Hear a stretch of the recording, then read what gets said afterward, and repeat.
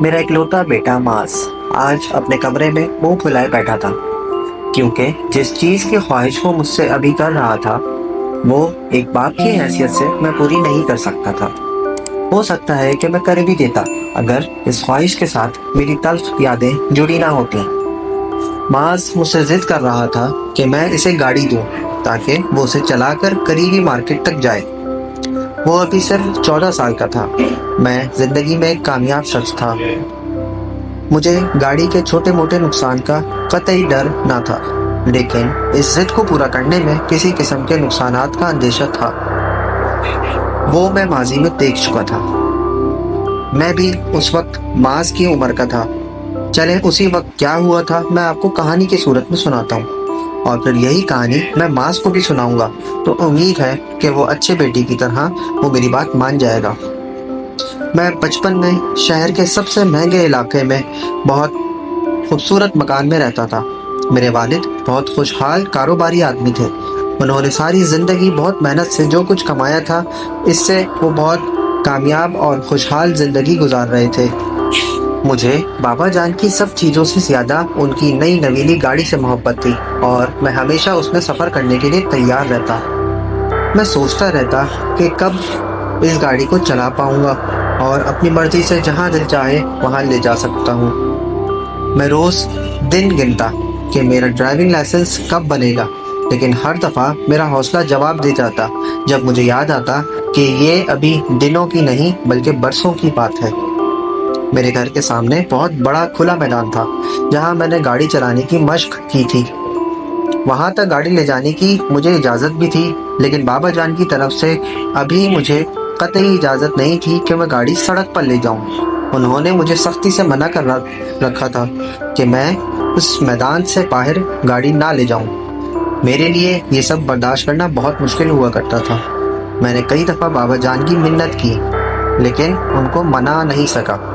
پھر بھی ایک دن میں نے ان سے پوچھا، آخر میں میدان سے گاڑی باہر کیوں نہیں لے جا سکتا؟ اب مجھے گاڑی چلانا اچھی طرح آتی ہے۔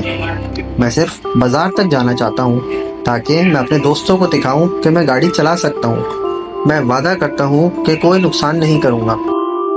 بابا جان بولے، دیکھو بیٹا، میں تمہیں بار بار وجہ بتا چکا ہوں۔ سب سے پہلی بات، تمہارے پاس لائسنس نہیں ہے۔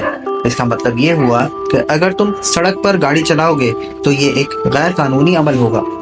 پولیس تمہیں پکڑے گی تو تمہیں جرمانہ تو ہوگا ہی، اس کے علاوہ نہ صرف یہ میرے لیے بلکہ ہمارے پورے خاندان کے لیے بے عزتی والی بات ہوگی، جس کے لیے میں تمہیں اجازت نہیں دے سکتا۔ میں نے بابا جان سے بحث کے انداز میں کہا، لیکن بابا جان، میں اپنے ہم عمر بہت سے لڑکوں کو جانتا ہوں جو اپنے اپنے بابا کی گاڑیاں بازاروں میں لیے پھرتے ہیں۔ بابا بولے، ہو سکتا ہے وہ لیے پھرتے ہوں، لیکن ان کی غلط حرکات کی وجہ سے تمہیں انہی کی طرح غلط حرکتیں کرنے کی اجازت تو نہیں مل سکتی۔ لیکن ان سب باتوں سے بڑھ کر بیٹا، کیا تمہیں اس بات کا احساس نہیں ہے کہ لائسنس کے بغیر گاڑی شاہراہ پر چلا کر تم خود کو اور وہاں راہگیروں کو خطرے میں ڈالو گے؟ میں تنگ آ کر بولا، بابا جان کیسے؟ میں کسی کو چوٹ تو نہیں پہنچاؤں گا۔ بابا نے کہا، یہ تمہارا اندازہ ہے، لیکن حقیقت یہ ہے کہ لائسنس کے بغیر اگر تم گاڑی چلاتے ہو اور کسی حادثے کے مرتکب ہو جاتے ہو تو ایک پورا خاندان تباہ ہو سکتا ہے۔ میں بولا، لیکن بابا، گاڑی کی تو انشورنس بھی ہوئی بھی ہے۔ بابا مجھے سمجھاتے ہوئے کہنے لگے، بیٹا سمجھنے کی کوشش کرو کہ اگر غیر قانونی طریقے سے گاڑی چلائی جائے گی اور اسے ایسا شخص چلائے گا جس کا لائسنس نہیں بنا ہوا تو کیا انشورنس پالیسی اس پر بھی لاگو ہوگی؟ اس لیے اگر تم کسی کو ٹکر مارو گے یا گاڑی سے کچل دو گے تو مجھے اس کا خمیازہ بھگتنا پڑے گا۔ مالی طور پر لاکھوں ہزاروں کا نقصان ہو سکتا ہے۔ اچھا اب چھوڑو اور اس بحث کو ختم کر دو۔ جیسے ہی تم بڑے ہوگے تمہارا لائسنس بن جائے گا، تم گاڑی جہاں مرضی لے جانا، لیکن ابھی نہیں۔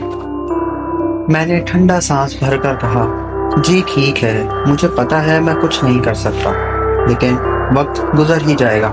بابا بولے، وقت تو بیٹا بہت جلد گزر جاتا ہے۔ بابا نے تو کہہ دیا تھا، لیکن میں ایسا نہیں سوچ رہا تھا۔ میں ہمیشہ اس بات پر ٹھنڈی سانسیں ہی بھرا کرتا تھا کہ وقت جلدی کیوں نہیں گزر رہا۔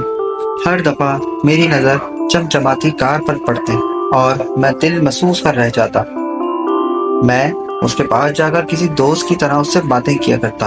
मैं कहता, कुछ दिन और इंतजार करो दोस्त, फिर तुम्हारी भागदौड़ मेरे हाथ में होगी। हम दोनों शाहराहों पर घूमेंगे, 50 किलोमीटर फी घंटा, 60 किलोमीटर फी घंटा, और अगर कोई देख ना रहा हुआ तो 100 किलोमीटर से भी ज्यादा रफ्तार से। फिर एक दिन मेरे बाबा जब शहर से बाहर गए हुए थे और अम्मी जान पड़ोसियों के यहाँ थी, तो मेरे अंदर ख्वाहिश जोर पकड़ने लगी। मैंने गाड़ी गैराज से निकाली और उसे घर से बाहर ले गया। गाड़ी पिछले गियर में डाली और वापस गैराज में लगा दी। ऐसा मैंने 3-4 दफा किया, लेकिन आखिरी दफा घर से निकलकर मैंने सड़क पर नजर दौड़ाई जो मरकजी शाहराह तक जाती थी, जिस पर गाड़ी चलाकर बाबा हमें मार्केट लेकर जाते थे। मैंने सड़क को देखा जो खाली थी। मैंने आहिस्ता आहिस्ता गाड़ी सड़क पर डाल दी। वो खुशी मुझे आज तक नहीं भूलती। अचानक गोया मेरे कब्जे में बहुत ज्यादा ताकत आ गई थी। गाड़ी फर्राटे भरने के लिए मेरे पाँवों के इशारे की मुंतजिर थी। जोश में होश खो बैठा था और अपने प्यारे बाबा जान की तमाम नसीहतों को यकसर फरामोश कर बैठा। मैं सड़क पर आगे ही आगे बढ़ता गया। मुझे ये सब कुछ इतना आसान लग रहा था कि मैं सोचने लगा कि आखिर बाबा जान आज तक इस इतने आसान काम से मुझे क्यों रोकते रहे हैं। मैं रास्ते में 1-2 मोड़ मुड़ा और फिर मरकजी शाहराह पर चढ़कर इस डर से शहर में दाखिल ना हुआ कि कहीं कोई पुलिस ऑफिसर मुझे रोक ना ले और मुझे मेरी उम्र और लाइसेंस के बारे में इसके सवालात का जवाब ना देना पड़े।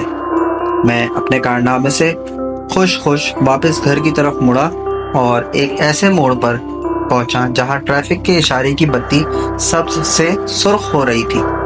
मैंने सोचा कि मैं गुजर जाऊंगा, लिहाजा मैंने जल्दी से गुजरने के लिए गाड़ी की रफ्तार बढ़ा दी, लेकिन तभी बत्ती का रंग बदल गया और दाहिनी जानिब से एक और कार तेजी से मुड़ी। मैंने गाड़ी रोकने की कोशिश की, लेकिन पूरी कोशिश के बावजूद ऐसा ना कर सका। एक जोरदार धमाके से दोनों गाड़ियां टकरा गईं। मेरा सर जोर से सामने शीशे से टकराया और मैं बेहोश हो गया। मेरे बाबा जैसे ही घर पहुंचे तो एक पुलिस ऑफिसर उनका इंतजार कर रहा था। इसने बताया, जनाब आप फौरन मेरे साथ चलें, हमें जल्दी अस्पताल पहुंचना है। उन्होंने पूछा, अस्पताल क्यों, खैरियत तो है? पुलिस ऑफिसर ने बताया, हादसा हुआ है, दोनों बड़े शदीद जख्मी हैं, गाड़ियां मुकम्मल तबाह हो गई हैं और जनाब आपके बेटे का लाइसेंस भी नहीं बना हुआ है। बहुत ही बुरी खबर थी। न सिर्फ मुझे शदीद जख्म आए थे, बल्कि डॉक्टर सईद भी शदीद जख्मी थे और उनके साथ बैठा उनका दोस्त भी जख्मी था। कारें मुकम्मल तबाह हो गई थी और उनकी मरम्मत के लिए बहुत ज्यादा रकम दरकार थी। वही हुआ जिसके लिए बाबा नसीहत करते थे। जब डॉक्टर सईद के वकील को मालूम हुआ कि मेरी उम्र थोड़ी है और मेरा लाइसेंस भी बना हुआ नहीं है, उन्होंने आम मुकदमे के अलावा मुझ पर माली हर्जाने का दावा भी कर दिया।